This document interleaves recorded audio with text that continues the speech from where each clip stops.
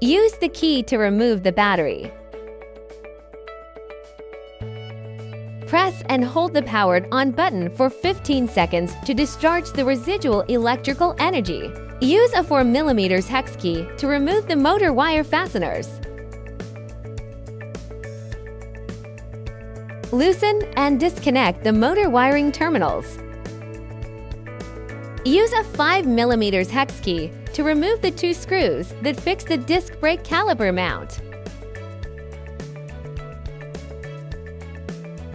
Remove the chain from the chainring and the sprocket.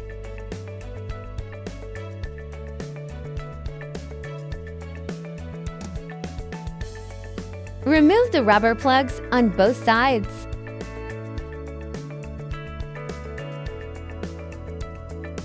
Let the rear wheel touch the ground. Use a 22mm hex socket wrench to remove the motor nut.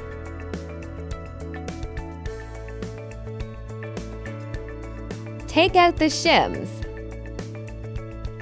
Unscrew the motor nut on the other side.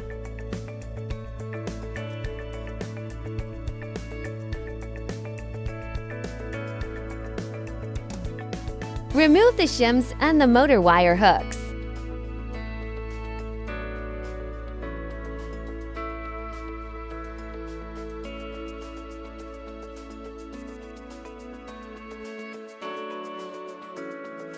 Remove the motor.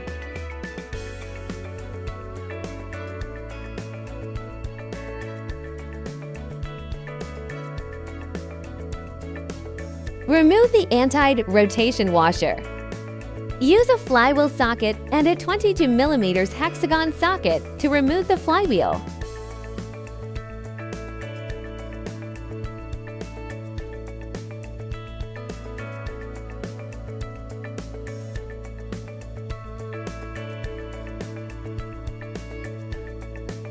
Install the flywheel with the sides having words facing outwards. Apply thread a locking adhesive. Tighten the flywheel.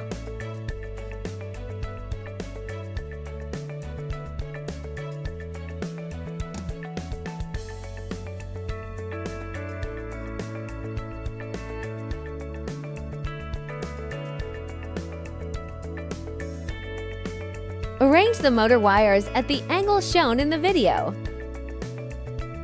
Install the flat washer. Install an anti-rotation washer on the other side. Install it with the raised parts, facing outwards and downwards.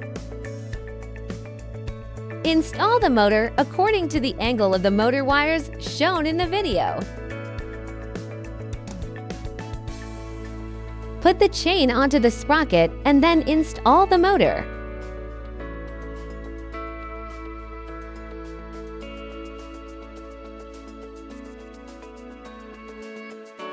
Place a black shim on one side of the chain. Place a stop washer on the side of the disc brake rotor with the raised part facing downwards and inwards. Install the motor wire hook with the hook facing inwards.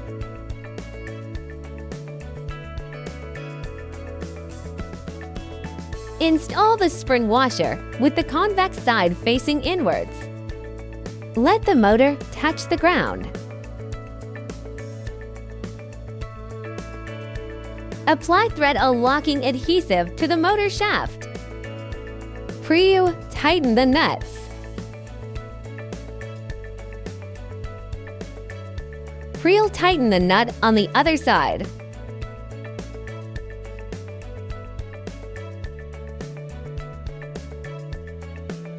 Tighten the nuts on both sides alternately and repeatedly.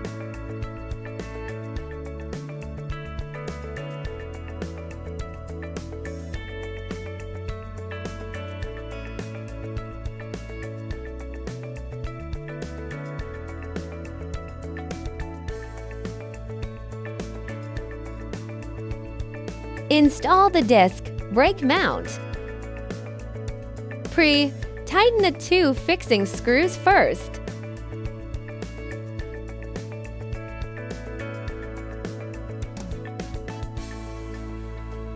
Squeeze the right brake lever and then tighten the fixing screws.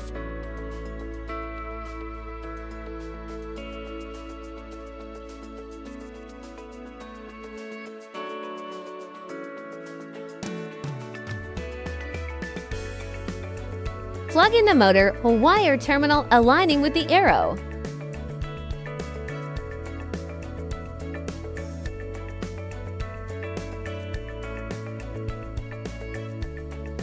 Install the motor wire buckle.